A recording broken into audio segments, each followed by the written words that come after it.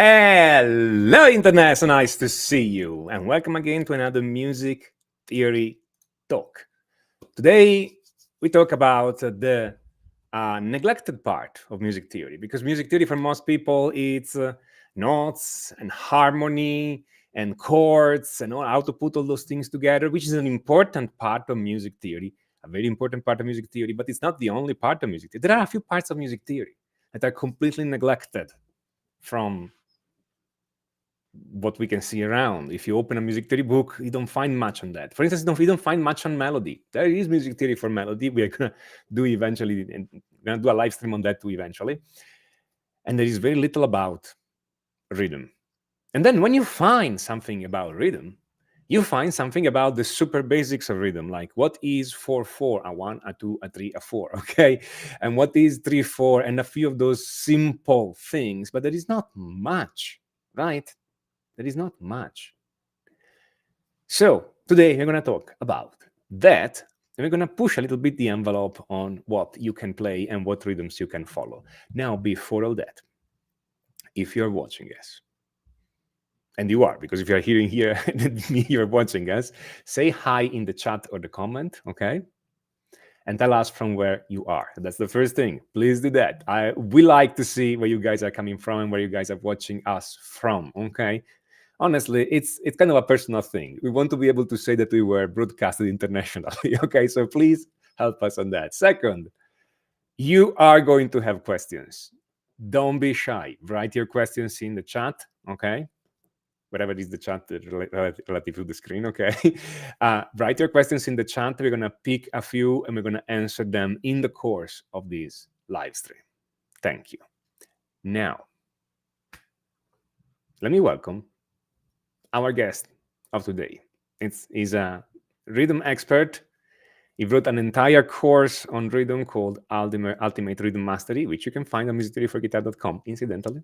Okay. And he's a friend of mine too. I mean, that counts. So let me introduce you to you guys, Mr. Brian Fish. Oop. You shouldn't have been appeared that small. There we are. Hi, Brian. Hi, Tommaso. Thanks for having me again.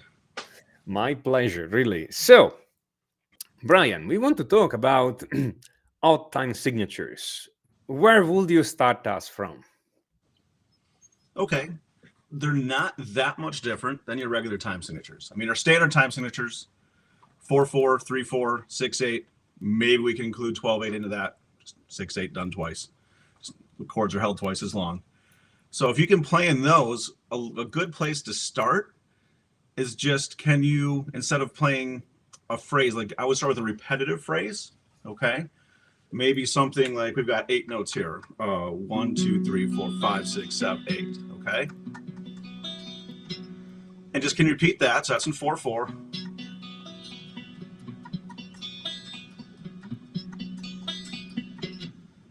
Take a note away. That's all you have to do. And you're magically in 7/8, okay? 1, 2, 3, 4, 5, 6, 7. 1, 2, 3, 4, 5, 6, 7. 1, 5, 6, 7. 1, 2, 3, 4, 5, 6, 7. 1, 2, 3, 4, 5, 6, 7. It's not that much different, but just starting with something simple like that will get you down the path of understanding odd time signatures. And if we want to expand that, then we could add notes as well. I mean, if we have 8 notes, if you add 1, you're now magically in 9/8, and all you've had to do is add 1 note to your picking pattern. So that's a great way to get started. Can you show us that? Yes. So if we have our 8 again, 1, 2, 3, 4, 5, 6, 7, 8. 1, 2, 3, 4, 5, 6, 7, 8. We just add 1 more note. 1, 2, 3, 4, 5, 6, 7, 8, 9, 1.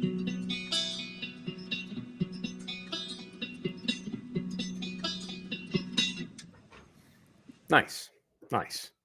Very good.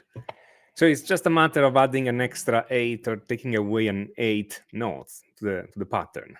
So far. Yes, it's a great way. And then you can start, making the pattern more interesting, like maybe change the bass note and keep that going. But it gets you started, so we're not having to play something super, super complex to be able to think in these odd time signatures. Just because it looks odd and difficult doesn't mean it has to be difficult when you're playing this. Nice. What's the next step? The next step is, well, for me, it's not even so much thinking in odd time signatures is a lot of music. There's that random bar of 2/4 or 3/4 thrown in there. So can we start mixing time signatures comfortably? Okay. Can we go from a song that's basically 4/4 all the way through? And this will happen a lot of times either at the end of a chorus or going into a chorus, just something that grabs your attention. And we're just going to add an extra 2 bars, or sorry, not 2 bars, but 2 beats or maybe 3 beats extra. And it just makes that part either hang, stand out. It just grabs your attention. So if we're doing just something simple, let's go D here. So we'll go.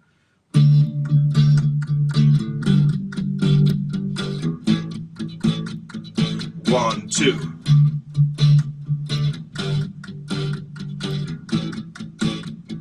1, 2, 3. Just those little things you add in songs. I mean, technically, we say that measure was in 6/4. We say that measure was in 7/4. We could if we really want to be overly nerdy about it, but. Well, okay, let's be nerdy for a moment. Also because you played. I am sure some people were able to follow. I mean, I'm also sure that some people got completely lost on what you were doing on this last example. Okay. So, could you, since it's just the beginning of the live stream, let's take this example. Let's actually dissect it completely. Like, explain everything you're doing so people at home can grab their guitar and do the exact same thing as you're doing. Okay. Well, unfortunately, I added an accent pattern on top of this, but essentially what I'm okay, playing... so let's start with that, what you're doing, because I mean, I know it's a 4/4, you know it's a 4/4, some people know it's a 4/4, but many people hear and they're like 1, 2, 3, 1, and they think it's a 3/4. So can you explain us exactly what's happening? Yes. In a measure of 4/4, I'm thinking with eighth notes. There's room for 8 notes, so I can divide those up any which way I want. So a really common way to do it is what I just played, and that's a grouping of 3, a grouping of 3, and a grouping of 2. Okay? So you can either count it 1 and 2 and 3 and 4 and, or you can just literally count the accents, which is honestly easier for most people in the beginning. So you just count 1, 2, 3, 1, 2, 3, 1, 2. That's how I got that feel to begin with, okay? That's our one measure of 4/4. Then I just went to the G chord, did the exact same thing. 1, 2, 3, 1, 2, 3, 1, 2. Went to the A chord, did the exact same thing. 1, 2, 3, 1, 2, 3, 1, 2. And then here, on the measure of 2/4, I just put two accents of 2. 1, 2, 1, 2. And I think in the measure of 3/4, I honestly don't remember what I did at this point. That was, a minute ago. I think it was another grouping of 2. So 1, 2, 1, 2, 1, 2. And we're really not playing anything super complex, but it's sounding pretty cool already. All right. In fact, you can make 4/4 sound out if we really wanted to. I mean, if we work at this. So, and that's like what we're doing right now with the 3/3/2 is the most common way of doing it. Yep. Again, you can mix and match it any which way you want. So we can make it a little bit more jarring to our ears since we're not used to hearing it, and put the 2 up front. 1, 2, 1, 2, 3, 1, 2, 3, 1, 2, 1, 2, 3, 1, 2, 3, 1, 2, 1, 2, 3, 1, 2, 3. And to a lot of people, that's going to sound like you're playing something odd anyways, and you're only playing in 4. So do you do stuff like that quite a bit, Tommaso? Well, I do, but I think the interesting thing that we need to explain to our listeners here, to our audience, is that you can play in 4/4 and it still sounds odd. Okay, which depending on how you put the accents in. I mean, again, some people will recognize immediately, hey, it's just a 4/4, but if you go complex or weird enough with the accent, it will sound like something strange, even if it's just 4/4. So sometimes you don't even need to go for the odd time signature. Okay, though I think the problem of most people, it's exactly the opposite. It's like, I want to play odd time signature, but I want to make it sound less weird. Okay, so we're going to cover that later, of course, but that's a good one. So right now we have the accents. Now what you were doing in the example, because you were adding an extra bar, we're changing the time signature. Right, so I have the accents in there for the bars of 4/4. 1, 2, 3. Trying to volume here. 1, 2, 3, 1, 2, 3, 1, 2, 1, 2, 3, 1, 2, 3, 1, 1, 2, 3, 1, 2, 3, 1, 2. And then just that measure of 2/4, just that 1, 2, 1, 2. Okay, got my 2 beats there.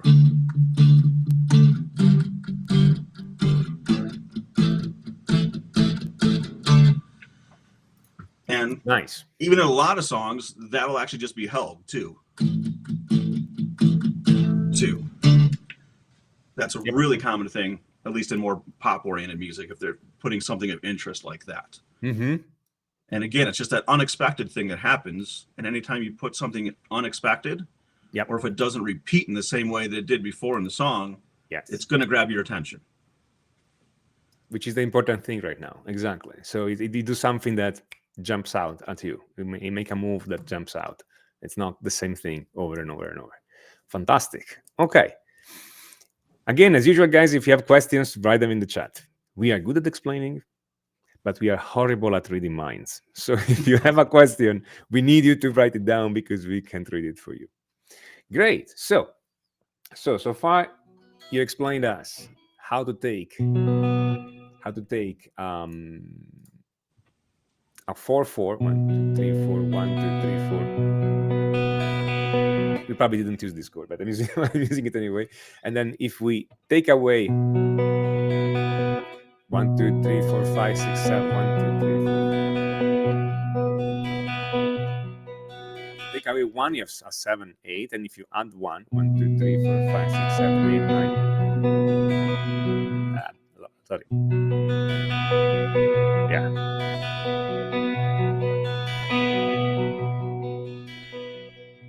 oops, fingers today. I have an excuse.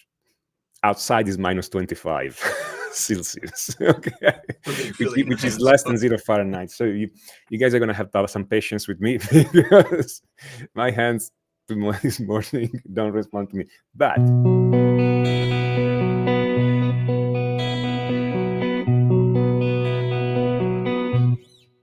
can have a 9. Yes, I just want to point out something you did that's really important too. Is I think you said sev instead of 7. Yep. Okay. Do explain that, because people always get this wrong. Okay. If you say 7, if you're going 1 2 3 4 5 6 7, we're in 8. We've got 8, so we're in a measure of 4/4 still. Okay. Yeah. So you cannot say 7. You either say 7 really fast, which is one way of doing it, or just cut it in half. Sev. Now we have one syllable that takes up the right amount of space. Yep. Same thing happens if we're counting much further and we're into 11. Lev. Yeah. Problem solved. Exactly. There's other ways of solving that problem too, but that's the easiest one up front. It doesn't take that much practice to teach yourself to say sev or lev. Yes. You know, I have a story on that, actually, that was told me by a friend. This friend it's a study of a friend of a friend. So, I mean, may not be accurate, but it went pretty much this way. That this friend of a friend is a musician and was commissioned a piece of music from a dance studio. They wanted 20 minutes of music in 3/4 for a ballet, for a show, essentially. Okay, so they give him the speed, the metronome speed, and the 3/4 time signature, and then they say, go wild, do whatever you want, as long as you keep this speed and these time signatures, we are fine. We're going to interpret the whole thing, not a problem. So he writes the whole thing, sends the audio, because it's composed on a computer, etc., with all the synthesized orchestra, and the dancer writes back and like, that's wrong. That's not the correct time signature. And like, I'm a musician. I think I know what 3/4 is. Okay, sorry, what kind of time signature you want? No. You see, this is wrong. It should be 1 2 3 E 1 2 3 E 1 2 3 E 1. So people have to pay attention when they count with syllables, because even with just 3, you can make it count for 2 if you say it the wrong way. Of course, the people who didn't get the joke, this is a 4/4. 1 2 3 4. Just because you say E, it doesn't mean you're just counting to 3. Okay, but I mean, this stuff happens with non-musicians or people who haven't been taught yet, and it's normal. Okay, you guys just need to learn how it works.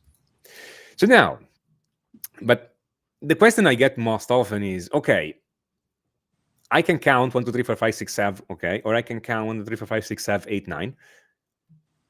what if I have an 11th or 13? What if I have a constant 7th 4 and I get lost? How do I count this stuff in real life if I'm playing on it? There's a few ways to do it. Okay, when we get to higher numbers, this is not my favorite, but it's a fairly common one. It's what's called, I think Mike Mangini called it not quite doubled. Okay, so if we're counting to, we'll say we're in 5/8. Okay. Okay. 5 is one short of having 6 total beats, 1 and 2 and 3 and. Okay. So just take away the and. 1 and 2 and 3. 1 and 2 and 3. 1 and 2 and 3. And that works for any number. So if we're at 11, okay, we're counting to 6 and we're not adding the and, if that makes sense. Okay. So 1 and 2 and 3 and 4 and 5 and 6. 1 and 2 and 3 and 4 and 5 and 6. 1. Now, what I don't like about that is it's making me, you can't see my foot tapping right now, but 1 and 2 and 3 and 4 and 5 and 6. 1 and 2. It's an awkward tap. Okay. It is. So that's, if you want that awkward, jarring sound, that is a good way of going about doing this. Okay. I personally I don't like people to know that there's something odd time going on, if that makes sense. If I put odd time, I want to hide it as much as possible, except for the few people who are really into rhythm and counting to kind of pick out that something's going on there. So for me, it really comes back to what we talked about a little bit ago, and that's it's the accent patterns. And with that, I'm going to tap my foot with accent patterns. So I'm thinking 2s and 3s mostly. So you want the odd time signature to flow. That's what you're telling me. You don't want it to sound like a start and stop or jerky or angular. You want to make it flow. Yes, we can. I mean, it's up to you. I mean, if the person doing it, who's writing, do you want it to be really weird and jerky to make you feel uncomfortable? And if that's what you want to do, then you want those jarring transitions, okay? Because you want people to not be able to tap their foot to it comfortably. But for a lot of people, if you want to sneak that stuff in there and you want lots of people to listen to your music, lots of people don't like stuff that's super jarring. Unless it's in a movie, you can kind of hide it there for really cool movie scenes. But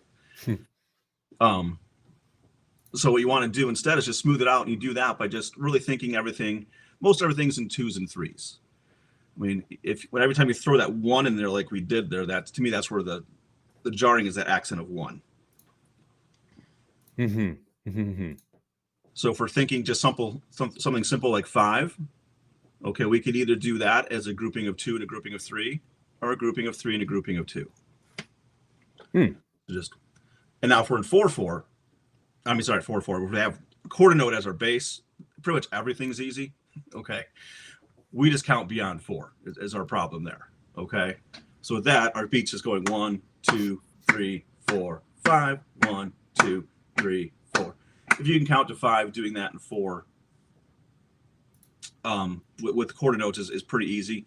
It's when we get into the 8th note thing that it really starts to matter a little bit more, at least in my opinion.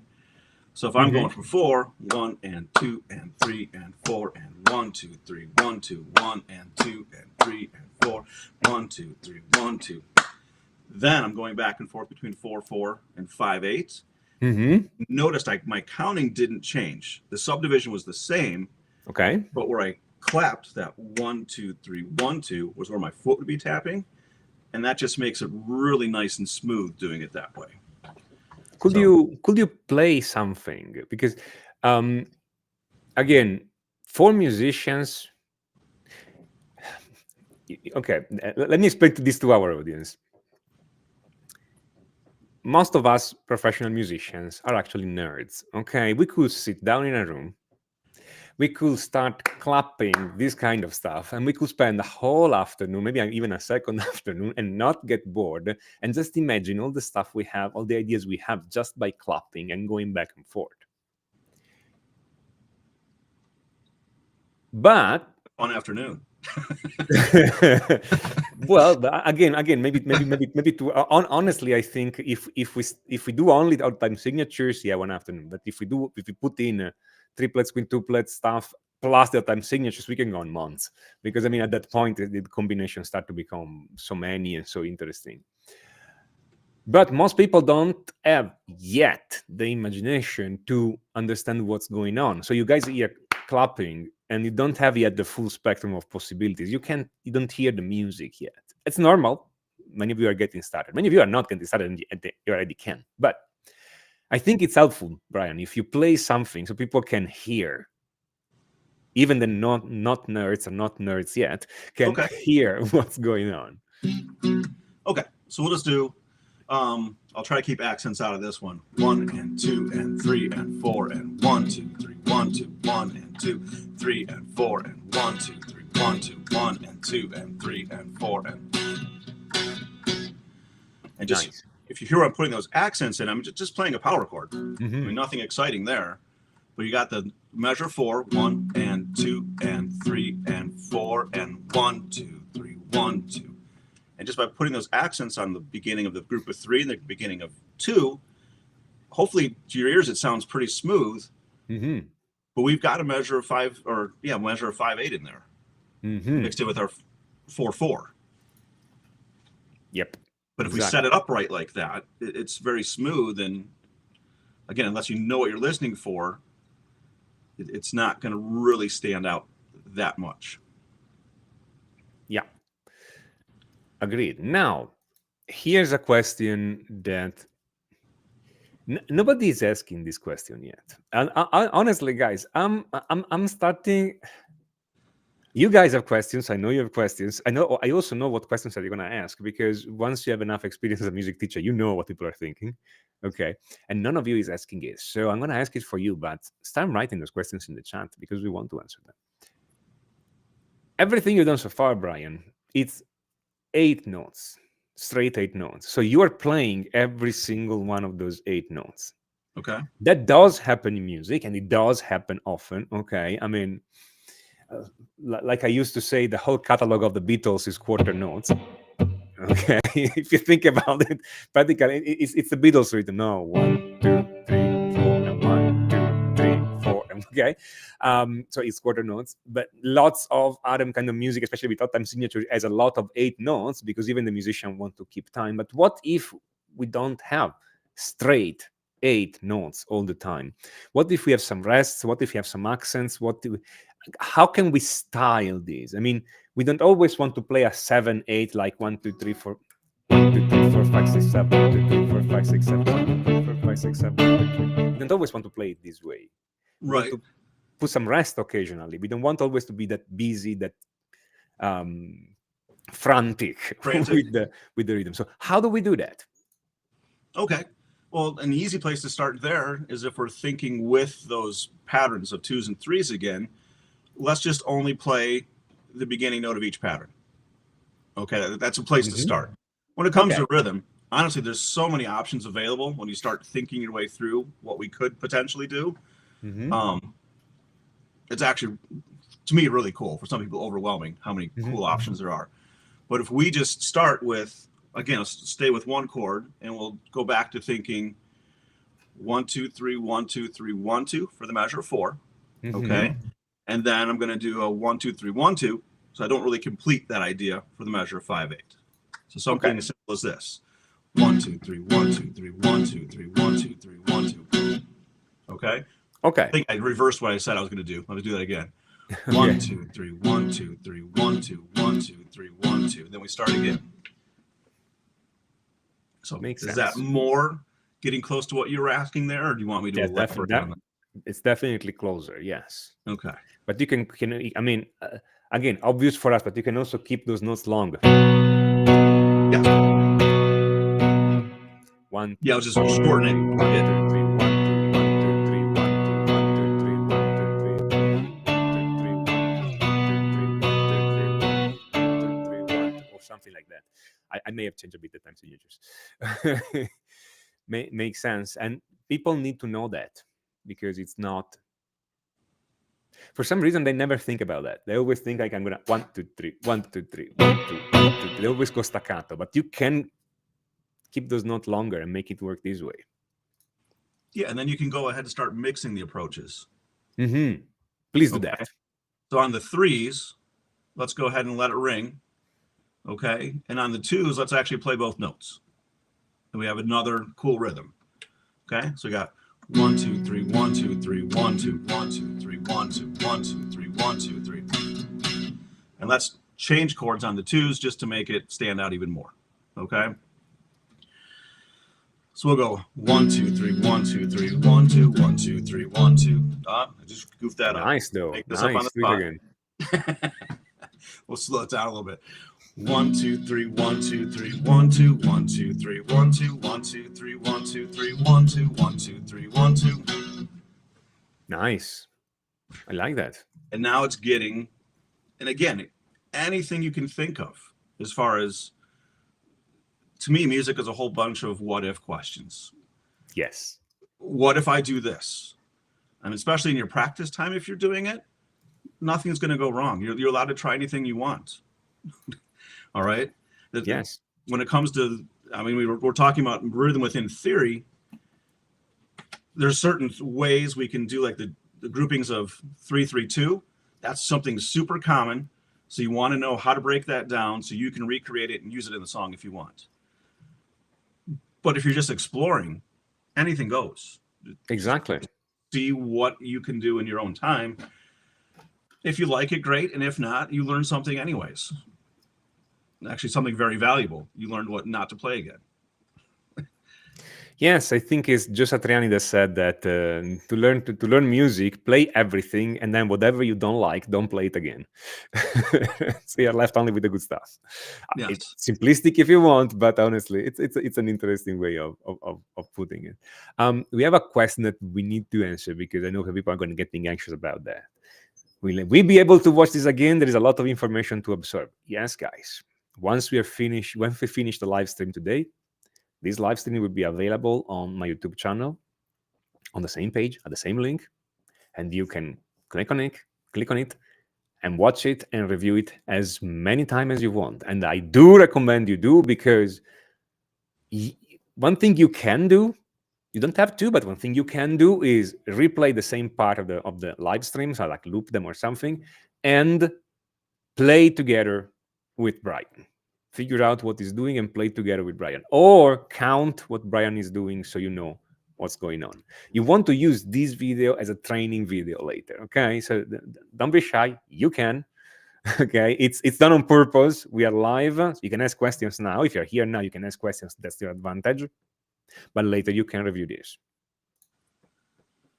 Yes, and two things real quick. What you said as far as clapping and counting along with it, that's where I start with almost everything. Okay, if I'm something new with rhythm, I'm putting the instrument down, because one of the things I made a little mistake there is I was creating it in real time and counting. Okay, if I would have taken 10 seconds, maybe 30 seconds, and thought about it, clapped the rhythm I wanted to play, it becomes instant. It becomes way easier to play.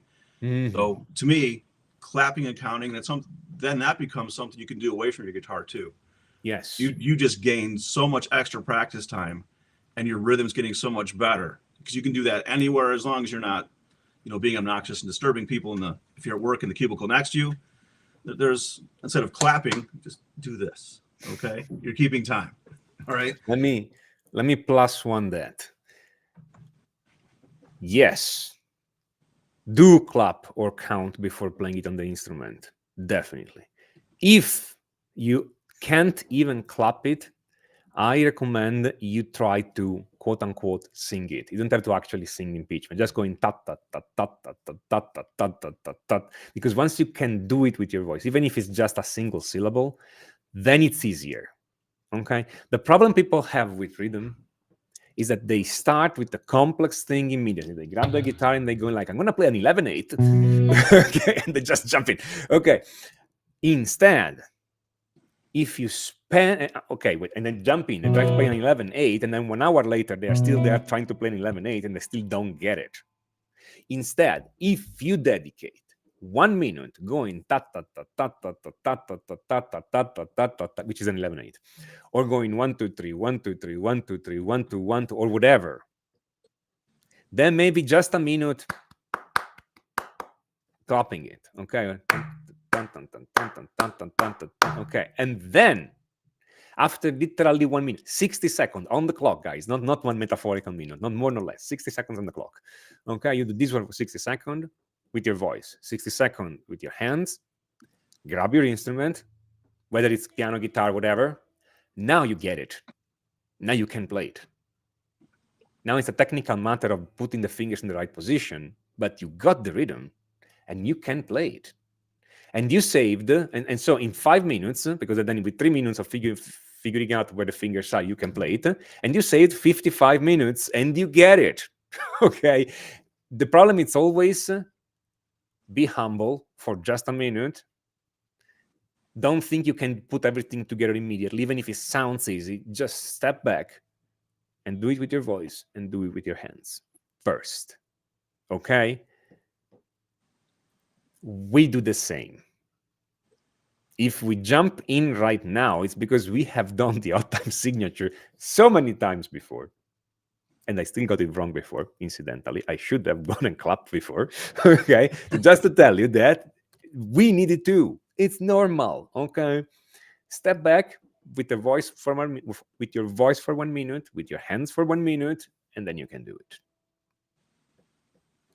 And you were saying another thing, right? Because you said there are two things, and there was the other thing I just wanted to ask was, if it was so much information to absorb, does Jonathan have something he needs clarified? Because we've got plenty of time here, so if he needs if you have an actual question as far as what we've done, please put it in the chat, and I'll gladly attempt to explain it better than I did the first time. So you guys ask questions, and if you think it's too much information, you can ask that question too. Like, where do I start? What's more important? What's my first exercise? Do ask those questions if you have them. Okay, Brian, what's the next step for us? Well, the next step is we smooth things out. So to me, there's kind of a hierarchy too of complexity. So again, if we're thinking with our quarter note being our main thing, that's easy. We can probably actually get people dancing to that if we really want to. Okay. I'm thinking, do you happen to know the song Turn It On Again from Genesis? Not coming to mind right now, but okay. It's great Genesis. Song. I mean, the moment you say Genesis, I know it's. I think if I'm remembering right, it's got like a measure of 6/4 followed by a measure of 7/4. So some people argue, say it's in 13/4, but it's in 4. And if you ask me, well, I've actually played that in bands and had people dancing all night not all night to that one song, but they didn't stop dancing when we played the song in 13/4. Yes. Okay. So this stuff is very acceptable to most audiences. Yes. Now we go up to the 8th note level. It starts becoming more obvious what's going on. We can still hide it. You can actually hide that better. Like what the example I gave earlier, I had one measure of 5/8. That's more jarring because it's just kind of sandwiched in there. We go right back to 4. If we did 2 measures of 5/8 back to back, it kind of turns itself around and it's a little bit more acceptable there too. It's easier to digest that way. Okay, we go up into 16th note. Mm-hmm. To me, we're into musicians' music. We have to try really hard to make that flow and be nice. Actually, at this point, I have a question for you because I want your opinion. I have my opinion, but I want your opinion on this. I get very often this question. It's what is the difference between 7/8 and 7/4? Typically, it's asked because on the song Money by Pink Floyd, it is in 7/8 or it is in 7/4. So I want your opinion on this. In my world, it's in 7/4, but we could argue for both. It's all in how you count it, okay?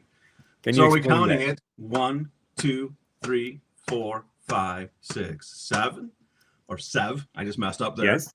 Or are we counting it 1 and 2, or sorry, 1, 2, 3, 4, 5, 6, 7, 1, 2, 3, 4, 5, 6, 7, 1.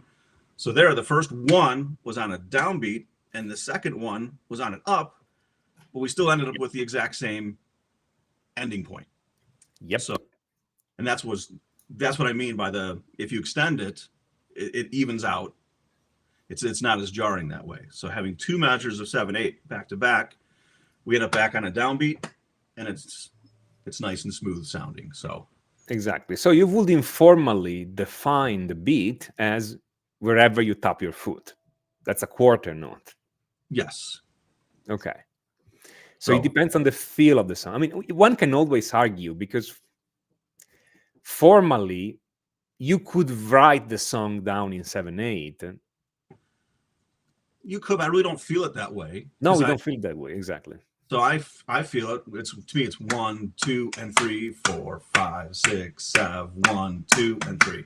Yeah. So the only argument whatsoever put that in 7/8, in my opinion, is those 2 8th notes. And I'm not sure why we're making life that hard that we have to start a 1 on an and. But. Yeah, it's with that song, that slow with that emphasis, it's 7/4 for me too. Agreed. It's because you tap the foot at every beat. Pum pum pum pum pum pum. Okay, it's not pum pum pum pum pum pum pum pum pum pum. It's not that. It's the other one. Pum pum pum pum pum pum. Anyway, that's how I feel it. Yeah. If other people feel it the other way, that's legit. Then you feel it in 7/8. Okay, I mean, we're ending up at the same end result. So yeah, it's not like they're wrong and we're right. It's just I like my way better. Yes, exactly. Exactly. That's the thing. That's the thing. But the key there too is if you're playing with someone who feels it the other way, you want to know enough and be able to communicate enough. Yes. Then no, we're ending up at the same place. Mm-hmm. You go ahead and feel it your way. I'll feel it my way.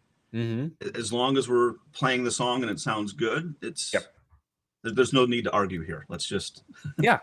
There's exactly. There's no need to argue. It's a question of how you feel it, and as long as you listen to the other musicians and play something that works with them, you're fine. You're fine. You don't have to impose your way of feeling. You can legit feel it either way. So no problem, and it works. But that said, it's a 7/4. Okay. That said, it's a 7/4. It's in 7/4. Yes. Yeah. Okay. Fantastic. So you were start talking about 16th notes, and I know a lot of people have problems with that because I mean, when it's fourth notes, people feel it. When it's 8 notes, people feel it. When it's 16th notes, people start to lose the feeling there. So, what do you do with that? It's a matter of subdivisions at that point. So what subdivision? So up to this point, we haven't had to count 1 E and a 2 E and a 3 E and a. Okay. Mm-hmm. So, or we could still think, if we're thinking with that not quite doubled way of doing things, we just have to double the tempo of what we're counting. Okay. Mm-hmm. So instead of counting 1 and 2 and 3 and 4 and 5, 1 and 2 and 3 and 4, just 1 and 2 and 3 and 4 and 5, 1 and 2 and 3 and 4 and 5, 1. It's literally just you need to know what subdivision. So we need to go back to the basics at this point. Mm-hmm. There's the quarter note subdivision. 1, 2, 3. There's our 8th note. 1 and 2 and 3. And there's our 16th. 1 E and a 2 E and a. We need to be thinking with that subdivision for it to be smooth. Does that hopefully make sense? Yes. I mean, to me, it makes sense. Okay. To me, everything you say makes sense. Okay. The question is if it makes sense to the guys at home. And at a certain point, I don't even know because it makes sense to me. That's why I keep waiting for some questions, but.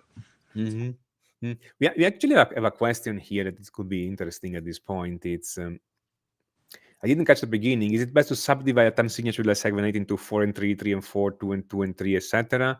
And I think the point is, I think there's a slight misunderstanding here on how things work, is that it's not that it's best to divide it this way. It is possible to subdivide it this way if that respects the accents. So if you have accents on specific things, if you have accent on the 1 and the 5, you go 1, 2, 3, 4, 1, 2, 3, 1, 2, 3, 4, 1, 2, 3, right? Or 1, 2, 3, 4, 5, 6, 7, 1, 2, 3, 4, 5. If the accent on 1 and 4, you do the 3 and 4, etc. So, but if you don't have accents, you just count 1, 2, 3, 4, 5, 6, 7, 1, 2, 3, 4, 5, 6, 7. I mean, one can argue that there is an accent in between if you really, really search for it. At the same time, it is perfectly possible to count the whole thing. I mean, that's how I see it. What do you think, Brian? Yeah, I mean, 7/8 can be divided in so many ways. Everything is situational. It's what are you playing? Okay. So all of your possible solutions in your question there are good. Okay. Along with others. All right. Yeah. So like the 4 and 3 makes a lot of sense to me, but if you're thinking with that 2 2 3, you just gave yourself even more cool options. Okay. So we have our 1 2 1 2 1 2 3 1 2 1 2 1 2 3. Yep. Okay. That flows pretty nice. What if we flip that? 1 2 3 1 2 1 2 1 2 3 1 2 1 2 1 2 3. That flows pretty nice. Yep. Okay. What if you put the 3 in the middle? 1 2 1 2 3 1 2 1 2 1 2 3 1 2 1 2 1 2 3 1 2. That sounds pretty good to my ears too. It's all in what are we trying to do? Yeah. So exactly. if we're trying to make it smooth, I'm going to keep the same accent pattern going. Okay, if I'm trying to do something jarring again, then we can start mixing those accent patterns too. And we're still in 7/8. Okay.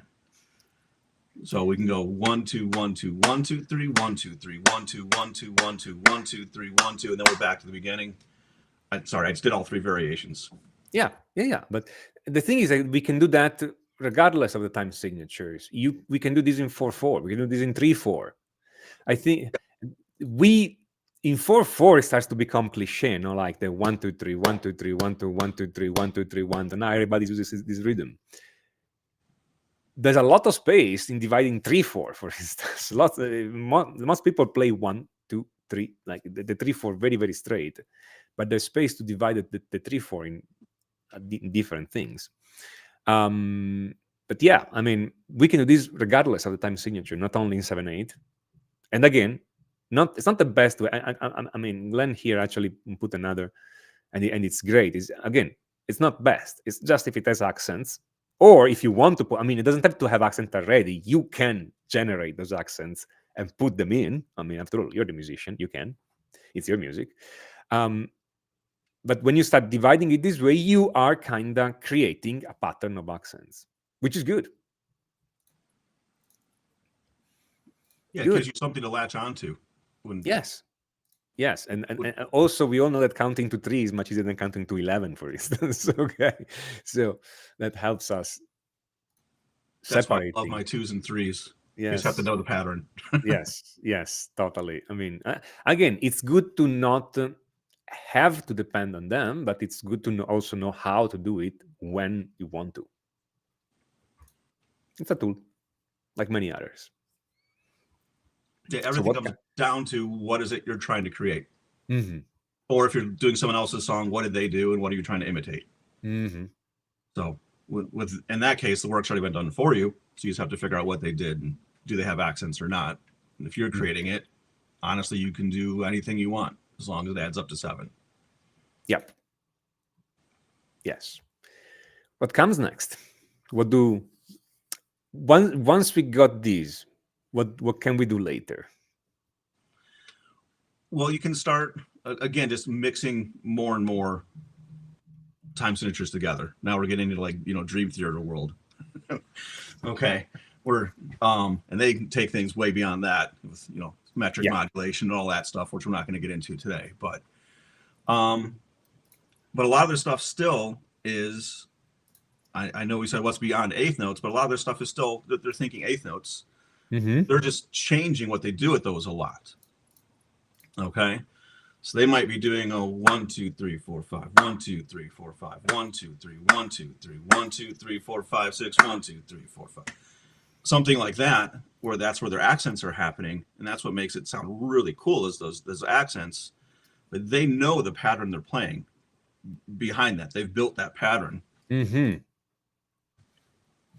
I think a lot of if we could be a fly on the wall at those Dream Theater jam session when they start composing the song, I think a lot of thought goes into the exact rhythm. So they sit down, they experiment, they add an accent, take away an accent, and play or don't play a note, and they get that groove right. It sounds like it's composed this way. Like, let's sit down and craft the rhythm first. Yes, well, I know the writing process. I know they write the music first, and the lyrics come after the music's all been recorded and everything. So yes. They do. Well, not always actually. Most of the time it's that way. Actually, what seems to happen, I mean, the way I understand Dream Theater, especially in the early albums, what seemed to happen is that most of the time they write the music first and then they write the lyrics on top later. And this happens for all the pieces where the lyrics are by Petrucci, for instance, or Labrie.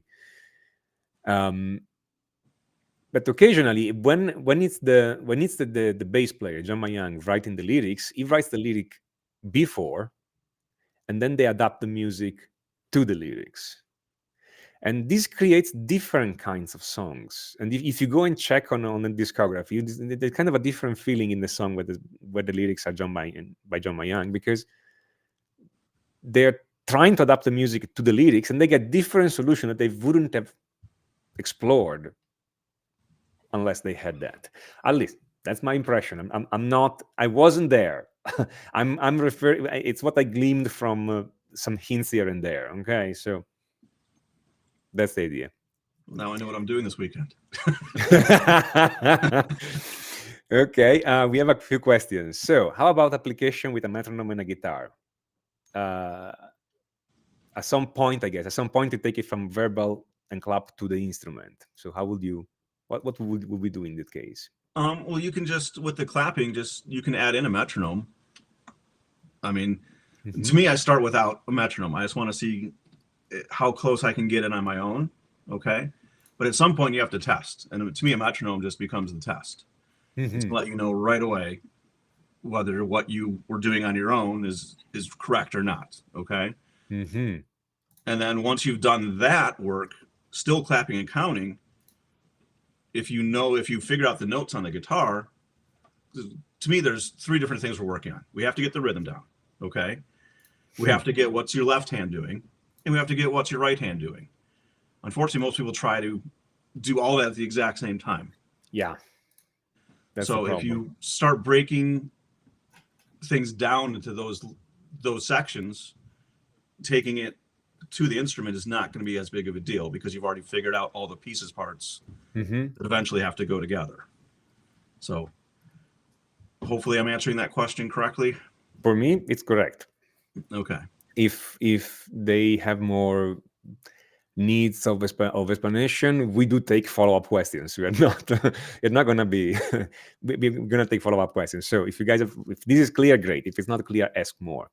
We have another question by Jonathan, actually, which is, how would you count with a dotted note?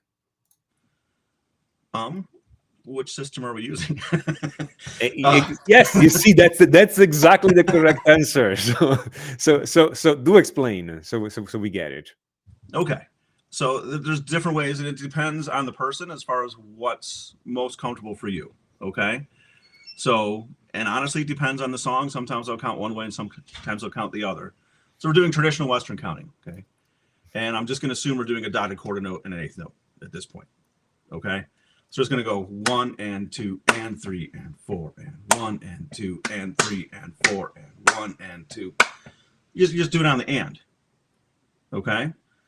Now, if we're doing our accent counting, what I just did, unfortunately, I put a 1 in there. I just made life hard. But okay, now we're going to go 1, 2, 3, 1, 1, 2, 1, 2, 1, 2, 3, 1, 1, 2, 1, 2. So life's a little bit easier without ones. Ones tend to be a quick turnaround.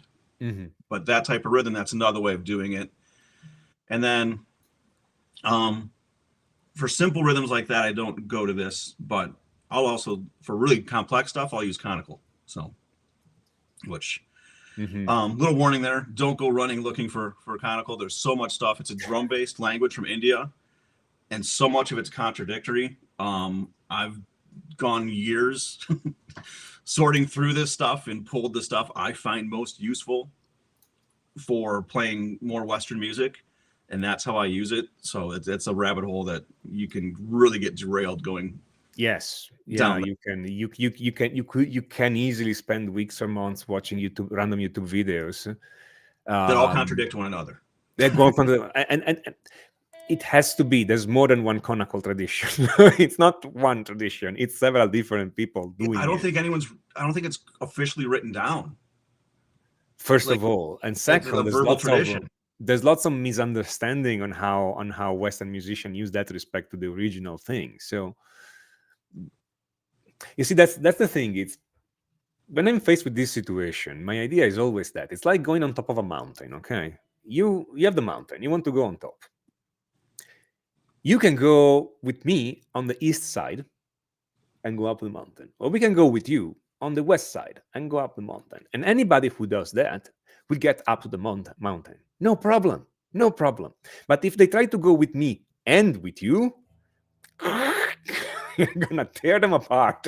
Okay. Yes. So when you go on the internet and look at a lot of videos, those people, even if, and it's not true, but even if every single person you see on YouTube, it's perfectly competent, they know exactly what they're talking about, and they give you stuff in the correct order, and there are no mistakes. None of this is true. But let's say even if this is true, and they're all competent, they know what you're doing, they're giving you stuff in the right order and explained perfectly, they are still different people and they're following different roads. And if every one of those roads could be perfectly good, but you as a student trying to follow more than one person, that's a disaster every single time. Every single time. You guys want to have search around if you want. So find a source, then shut off all the other ones, follow that source, go up the top of the mountain. Then if after that you want to go down again and go the other way again because you want to see the other side, great. But not at the same time. Okay? Not at the same time. So it's incidentally, Brian here as a course called Ultimate Rhythm Mastery. Okay, you can find it on musictheoryforguitar.com, and where he also explains conical, and it's one explanation. I mean, it's coherent, going through the whole thing without contradiction. Okay, is it the only explanation out there? No, but it is a coherent explanation, and it works. Yeah, it's a very good one that works, and it works really good for me. So I've shared it with other people, and it works good for them. Are there other approaches? Absolutely, but don't do both at the same time, because that's where people get lost. That's when everything. Yeah. I know you've got master the modes. Your approach is fantastic, but people should complete that before they go looking. Oh, he said this. What does this person say? Why are you doing that to yourself? Why? No, there's a number of subtle things going on here. Sometimes people use the same word for slightly different concepts, or not so slightly different concept. So if you take just a verbatim sentence, as I say, and this is about somebody else is saying verbatim, we could both be correct, and we often are. But the contexts are different. My go-to example here is the word dominant in music. Okay, because depending on the context, it means at least three different things. Actually, probably four. The dominant chord is the fifth chord of the key. That's the original meaning. But the dominant chord is also a chord with major third and minor seventh, which could not be the fifth of the key, it could be something else. Dominant function is a specific thing, that meaning that you can substitute the dominant chord with that chord that has a dominant function.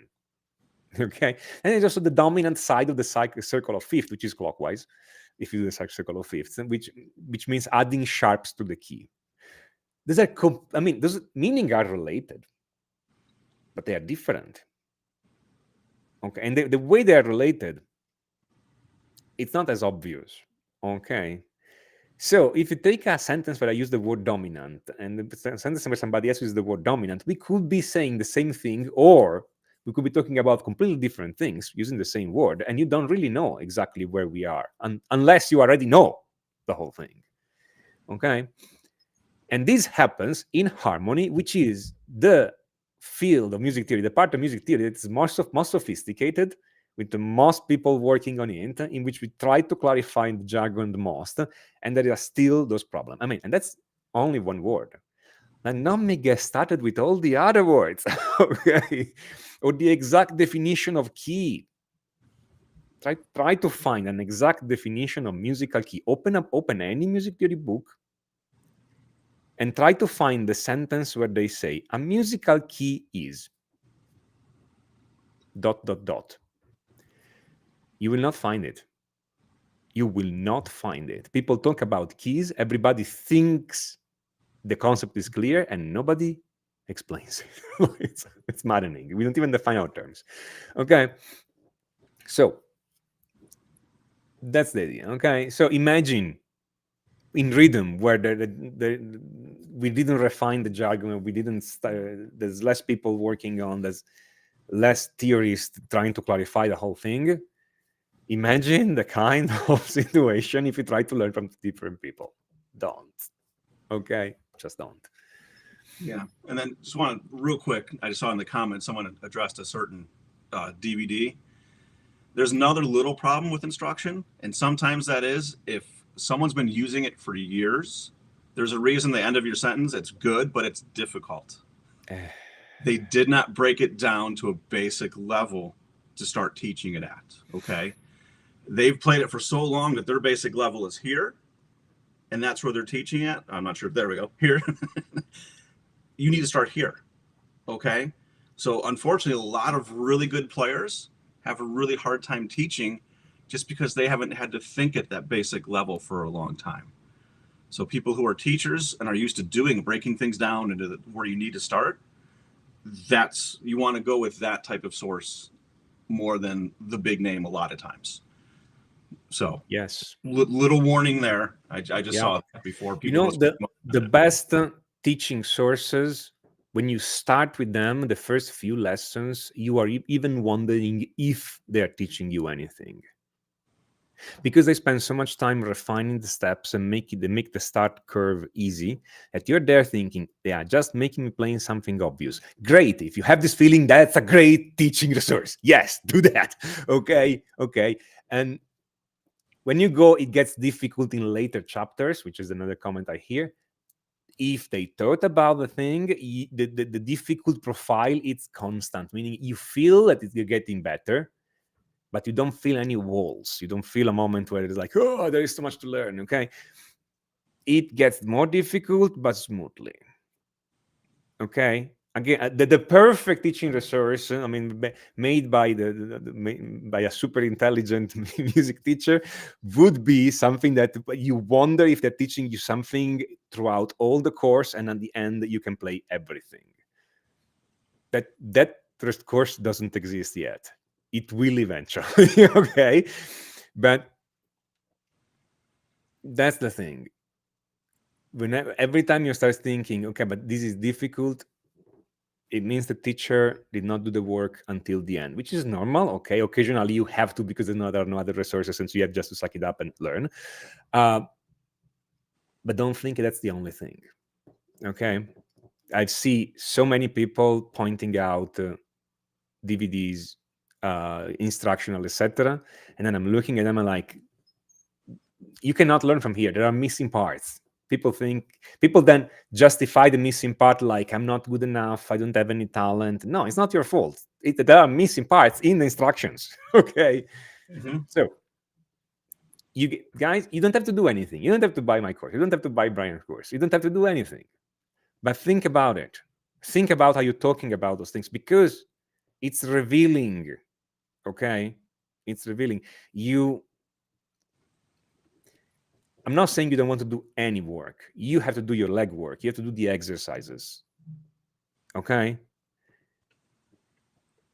But think about how you're talking about them. How you're talking about those things. It's important. Okay? Don't settle for it's good but difficult. Search the source that makes it easy. You can always make it difficult later. Okay? But search a source that is giving you things that you could not play before, and it making it look easy. And you can see the progress. That's what you want to search for. Ending the rant.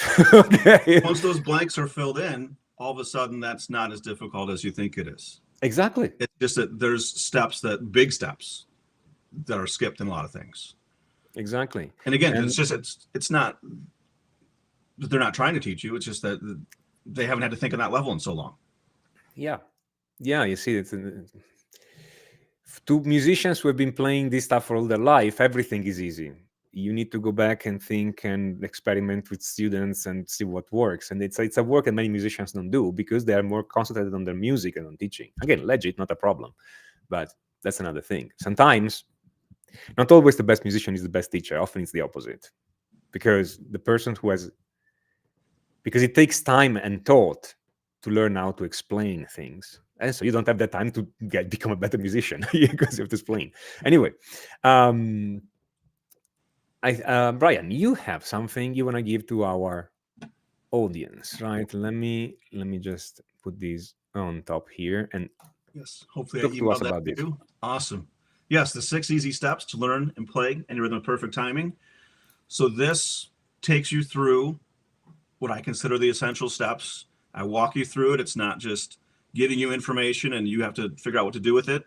I'm literally showing you what I do with the rhythm to master it, going through each step. It's a free resource, so follow the link below and pick it up and check it out. Fantastic. And you find the link in the description of the video. I also have something for you guys. I have this ebook here. There we go.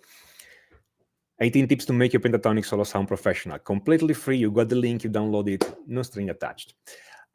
This does what I said before. Okay, you read this ebook, you read tip number 1, and you're wondering, did I even learn anything? And you read tip number 2, and you're wondering, did I even learn anything? But if you learn the first few tips, and you practice them the way I'm telling you to practice, you discover that you're actually playing in a different way. It's easier to play.